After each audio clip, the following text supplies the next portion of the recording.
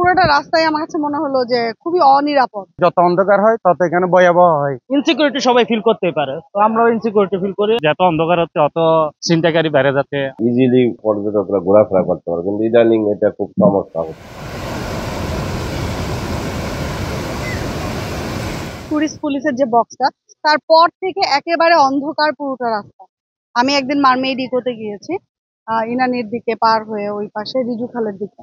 তো আমার কাছে পুরোটা রাস্তায় আমার কাছে মনে হলো যে খুবই অনিরাপদ। সেদিকটাতে আর একটু নজরদারি বাড়ালে মনে হয় ভালো হয়। আর বিচে তো আসলে আমরা দেখা যায় যে অনেক রাতে পর্যন্ত আমরা আসি, একটু অনিরাপদ লাগে অ্যাকচুয়ালি। মানে যত অন্ধকার হয় তত এখানে ভয়াবহ হয়। এখানে মনে করেন টুরিস্টের মোবাইল নিয়ে যায় রাত্রে, এরা এদের ফ্যামিলি নিয়ে আসলে নামার জন্য বয়ে থাকে, বলে যে এত টাকা খরচ করে বিচটা দেখার জন্য আসছি, এখানে অন্ধকার কেন? আমাদেরকে ডাব খাওয়ার পরে টুরিস্টরা এভাবে বলে, মামা আপনাদের বিচে লাইট কেন নাই? সেটা হয়তো আগে ছিল, এখন কি জন্য জ্বলে সেটা আমরা জানি না। যদি অন্ধকার থাকে সেখানে তো যেকোনো অপরাধ ঘটার সম্ভাবনা বেশি থাকে। যদি আলো থাকতো তাহলে সবাই আমরা একটু নির্বিঘ্নে আর একটু ভালো করে এনজয় করতে পারতাম, ঘুরতে পারতাম।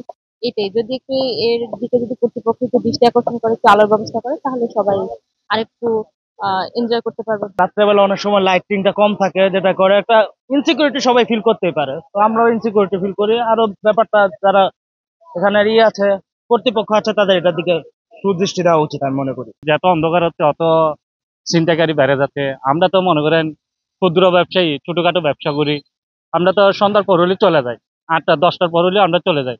অমুক গ্যাসটাকে চুরি মারছে অমুক করছে অমুক জায়গায়, তা আমরা নিজেরাই একটু বইয়ে থাকি। আলোর ব্যবস্থা থাকলে সবাই একটু নিরাপদ থাকলে হয়তো ভালো হতো, যে এইদিকে বা এখানে বা এইদিকে যদি একটু আলোর ব্যবস্থা থাকতো সুবিধা হতো যারা পরিবার নিয়ে আছে। তা পর্যটক না আসলে পর্যটনের কোনো ভূমিকা থাকবে না। তা তারা যদি আইসা নিরাপদে না মুভমেন্ট করতে পারে, তাহলে আমরা কি ব্যবস্থা করলাম? এজন্য তাদের আসার পরে তাদেরকে সুব্যবস্থা করার জন্য পর্যাপ্ত লাইট, সিকিউরিটি, পুলিশ প্রশাসন সবাইকে আগায় আসতে হবে, এবং স্থানীয় জনপ্রতিনিধিদেরও আগায় আসতে হবে। ইজিলি পর্যটকরা ঘোরাফেরা করতে পারে, কিন্তু ইদানিং এটা খুব সমস্যা হচ্ছে। জানি না এটা প্রশাসন কি ব্যবস্থা নেবে, তবে এটা ভালো একটা সুব্যবস্থা অবশ্যই পর্যটকদের জন্য করতে হবে। না হলে এই ব্যবসা জানি না কোন দিকে যাবে। বিশেষ করে ঝাউ বাগান সহ যেগুলো গুরুত্বপূর্ণ জায়গায় এগুলো অলরেডি আন্ডার প্রসেস আছে। কয়েকদিনের ভিতরে লাইটিং লেগে যাবে। আর ছিনতাইয়ের ব্যাপারে যেটা বললেন, যে আপনারা জানেন আমরা ইতিমধ্যে 34 জন ছিনতাইকারীকে গ্রেপ্তার করে আমরা তাদেরকে দিয়েছিলাম। তো অনেকে আবার চলে আসছে, আইসা আবার এই জামিনে এসে আবার এই ধরনের কাণ্ডকলাপ বিভিন্ন জায়গায় করতেছে। এই অপরাধীরা আবার তারা জায়গা করেছে, সেই জায়গাগুলোকে আমরা আইডেন্টিফাই করেছি, সেগুলো অভিযান শুরু হবে এবং শিগগিরই তাদেরকে গ্রেপ্তার করা হবে। গত 1 সপ্তাহ ধরে কাজ চলছে যে কোথায় কোথায় আসলে আমাদের লাইটিং গুলি করতে হবে, এটি নিয়ে কাজ চলমান আছে। খুব শীঘ্রই এটি আমরা ইয়ে করতে পারবো।